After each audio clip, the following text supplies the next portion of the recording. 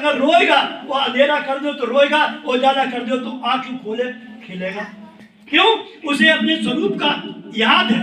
और धीरे धीरे माथा में हमने खूब मालिश करी, ऊपर से नीचे उतार दिया, नीचे से नीचे चला गया है। कौन? वही अविनाशी आत्मा जो इस शरीर में रोम रोम में मौजूद है। उस रोम रोम में उसी को आत्मा कहा गया, उसी को वेदों में राम कह दिया। रोम रोम रमनते ते रामा।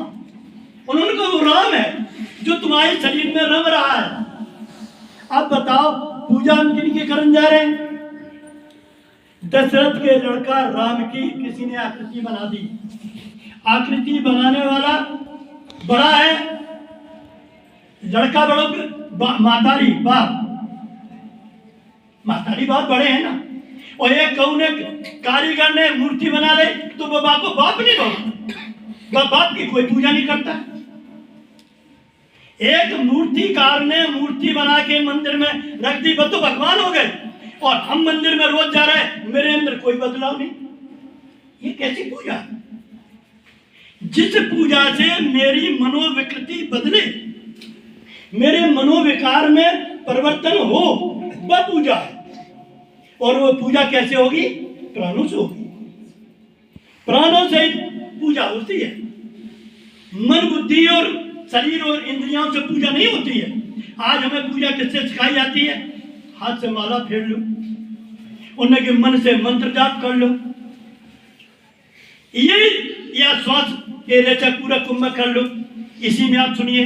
अब बताइए ये सब किसकी है? इंद्रिय देश की। बिंदी से नीचे, बिंदी के नीचे के क्षेत्र में तो हम रम ही रहे सभी।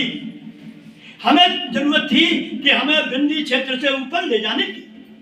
कोई मेरे प्राण को, जो प्राण नीचे वास कर रहा है, ये भवसागर आत्म अनुभव सुख सुप्रकाशा तब भाव भेद तब भाव मूल भेद भ्रम नाशा।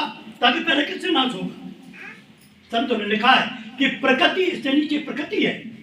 प्रकृति पार कौन? जो नीचे रह रहा है। प्रकृति पार प्रभु सब उर्वासी। ये कहा है कि ये करो। भागवत पुराण में कहा गया था, सुखदेव जी ने 7 दिन उनके मरने के थे और उन्होंने, सुखदेव जी ने कहा कि तुम कोई बात नहीं, हम तुम्हें बात से निकालेंगे भय से। तो क्या उन्होंने किया? नाम उठाकर नार सो गगन मान ले जाए। जहां हो प्रकाशित सुखदेव जी करा, सुखदेव जी ने भी यही कराया था।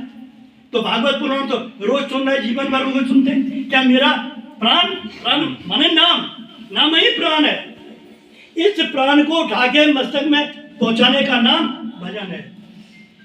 जब मैं मुझसे नहीं कहना, ये भजन की युक्ति है, जुगाड़ है। योगेश्वर ने गीता में लिखा है कि प्राण को मस्तक में अच्छी प्रकार स्थिर स्थापन करना।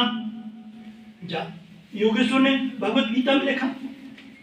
किसकी प्रमाण चाहिए आपको?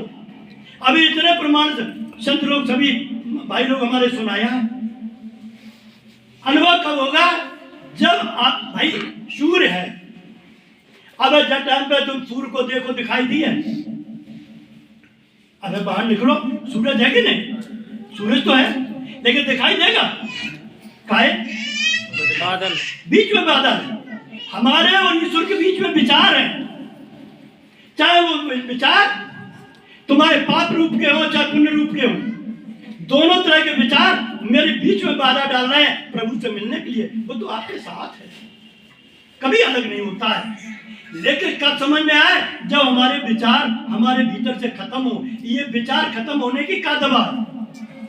जब दवा के लिए संत के पास जाते हैं, स्वामी विवेकानंद ने कहा था कि चित्त में विचार पैदा होते हैं, तो उन्होंने कहा जाए कुछ सब उपाय है, तो उन्होंने कि चित्त को चैतन्य से जोड़ दो। अब जो चित्त चैतन्य से जुड़ने की कैसे जुड़ाया जाए?